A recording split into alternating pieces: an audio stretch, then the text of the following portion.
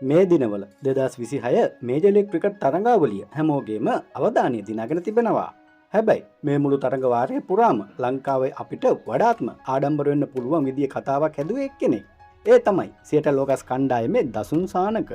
පිත්තෙන් වගේම පන්දුවෙනුත් දස්කම් දක්වලා දසුන් මේ තරඟාවලියේ තමන්ගේ කණ්ඩායමේ ප්‍රධානම ක්‍රීඩකයා බවට පත් වුණා. අද අපේ වීඩියෝ එකෙන් බලන්නේ මේ මුළු තරඟාවලිය පුරාම දසුන් සානක තමන්ගේ දක්ෂතා පෙන්වුවේ කොහොමද කියලා. ඔයාලා තවමත් අපේ නාලිකාව සබස්ක්‍රයිබ් කරලා නැත්නම් දැන්ම සබස්ක්‍රයිබ් කරලා බෙල් ලකුණත් ඔබලා තියාගන්න. මේ වෙන විට මෙම තරඟාවලිය තුල දසුන් සානක ලකුණු 149ක් ලබා ගන්න සමත් වෙලා තිබෙනවා. ඒ වගේම පන්දු යැවීමනුත් කඩුළු 11ක්ම හෝ බිඳහෙල්ලා තිබෙනවා. පිත්තෙන් සහ පන්දුවෙන් මේ අංශ දෙකෙන්ම දායකත්වය දක්වපු ක්‍රීඩකයන් අතරින් සානකගේ දක්ෂතාවය මුළු තරඟාවලියෙම ඉහළම තැනක තිබෙනවා. ඒ නිසාම ඔහුව තමන්ගේ කණ්ඩායමේ විතරක් නෙමෙයි මුළු තරඟාවලියෙම ඉන්න සුපිරි තුන්විගව ක්‍රීඩකයෙක් විදියට හඳුන්වන්නට පුළුවන්. හැබැයි මේ ගමන හැම වෙලාවෙම දසුන් සානකට ලේසි වුණේ නැහැ. ලොස් ඇන්ජලිස් නයිට් රයිඩර්ස් කණ්ඩායම එක්ක පැවැත්වුණු තරඟයකදී දසුන්ට ලොකු අභියෝගයකට මුහුණ දෙන්න වුණා. එහිදී සුපිරි පිතිකරු රොමන් පවෙල් පන්දු 11කින් ලකුණු 37ක් ලබා ගන්න සමත් වුණා. එහිදී දසුන් සානකගේ එකම පන්දු වාරයකට පිට 6 පාරවල් 5ක්ම රොමන් පවෙල් විසින් නෙල්ල කළා.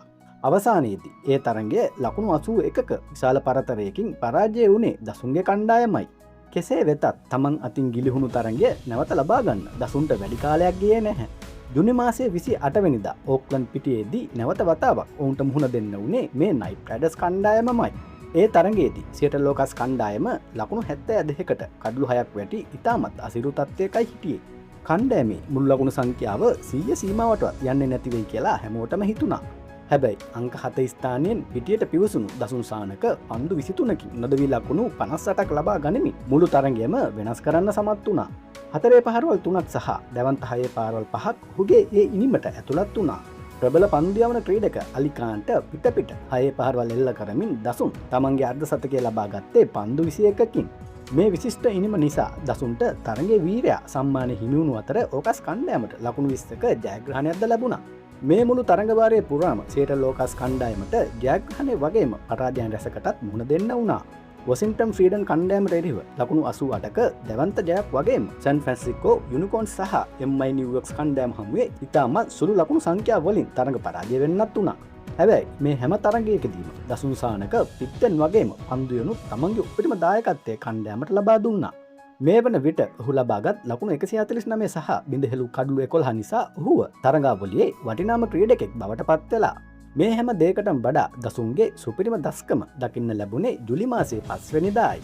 ටෙක්සාස් සුපර් කිංස් කණ්ඩායම සමග පැවැත්වුණු තරඟයේ අවසාන පන්දු වාරයේදී පිට පන්දු 4කින් කඩලු 4ක් දවා ගන්න දසුන් සානක සමත් වුණා. ඒ හරහා මේජර් ලීග් ක්‍රිකට් ඉතිහාසයේ පළමු පිට කඩලු 4 වාර්තාව එහෙමත් නැත්නම් ඩබල් හැට්‍රික් එක වාර්තා කරන්න දසුන් සමත් වුණා. මුළු තරඟාවලිය පුරාම ලබාගත් අත්දැකීම් පවල්ගෙන් පහර කාපු අසිරු මොහොත සහ නයිට් රයිඩර්ස් කණ්ඩායමට එරෙහිව ක්‍රීඩා කරපු සුපිරි ඉනිම මේ හැමදේම එකතු වෙලා දසුන්ගේ ක්‍රීඩා ජීවිතේ හොඳම මතකයක් මේ තරඟාවලියේදී නිර්මාණය වුණා. සියටල් ලෝකස් කණ්ඩායම මෙවර පෙසද ලකුණු සටහනේ මේ වන විට දෙවනි ස්ථානය දක්වා ඉදිරියට පැමිණියේ දසුන් සානක වැනි ක්‍රීඩකයන් තරඟ කීපයකදීම දැක්වූ සුවිශේෂී දක්ෂතා නිසායි. 2023 වසරේ අනුසූරයන් වුණාට පස්සේ ඕකාස් කණ්ඩායම මෙතෙක් ලබාගත් හොඳම තරඟාවලින් ප්‍රතිඵලය වාර්තා කරන්න මෙවර වුන්ට ලොකු අවස්ථාවක් තිබෙනවා. මේ තරඟාවලියේදී දසුන් සානක නැවත වතාවක් ඔප්පු කරලා පෙන්වුවේ තමන් තවමත් ලෝක මට්ටමේ සුපිරි තුන්විරියව් ක්‍රීඩකයෙක් කියන එකයි. දසුන්ගේ මේ දක්ෂතා ගැන ඔයාලගේ අදහස් කමෙන්ට් එකක් විදිහට දාන්න. ඒ වගේම අපගේ නාලිකාව සබ්ස්ක්‍රයිබ් කරන්න අමතක කරන්න එපා.